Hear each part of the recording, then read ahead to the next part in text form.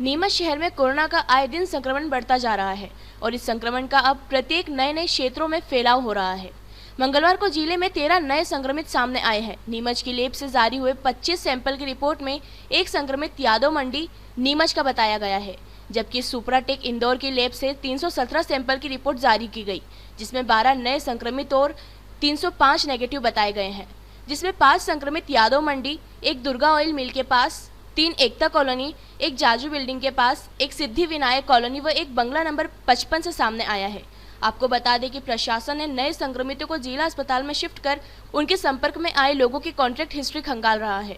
साथ ही प्रशासन इस पर भी काम कर रहा है कि किसी की कोई ट्रैवलिंग हिस्ट्री तो नहीं। अब अगर देखा जाए तो नीमच शहर में हर एक दिन एक दर्जन या इससे अधिक कोरोना के संक्रमित मरीज सामने आ रहे हैं। हालांकि प्रशासन इन नए मरीजों को कोविड केयर सेंटर भेजने के साथ ही इनके संपर्क में आए लोगों की सैंपलिंग करने में देरी तो नहीं कर रहा है, लेकिन इस बिंदु पर भी काम करना आवश्यक है कि नीमच शहर में आखिर फिर से कोरोना संक्रमण का फैलाव हुआ कहां से।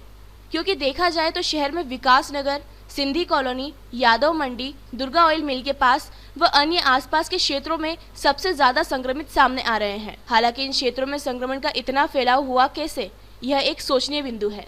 आपको बता दें कि जिले में अब कोरोना के कुल मरीजों की संख्या 663 हो गई है, जिसमें से अब तक 11 लोगों की मौत हो चुकी है। वहीं 525 मरीज स्वस्थ होकर अपने घर लौट चुके हैं। इस तरह से अब जिले में कोरोना के कुल एक्टिव पॉजिटिव मरीजों की संख्या 127 है। हालांकि ये कोई नई बात नहीं कि संक्रमित सामने नहीं आ रहे हो, बल्कि संक्रमित अपनी अवधि पूरी कर कोविड केयर सेंटर से डिस्चार्ज होकर अपने घर भी जा रहे हैं।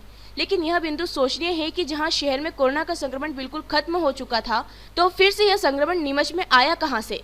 क्योंकि इसके बाद आए दिन कभी एक दर्जन तो कभी इससे और अधिक कोरोना के संक्रमित मरीज सामने आ रहे हैं। इन संक्रमितों में चिंता की बात यह है कि सबसे अधिक संक्रमित नीमच शहर से ही सामने आते हैं।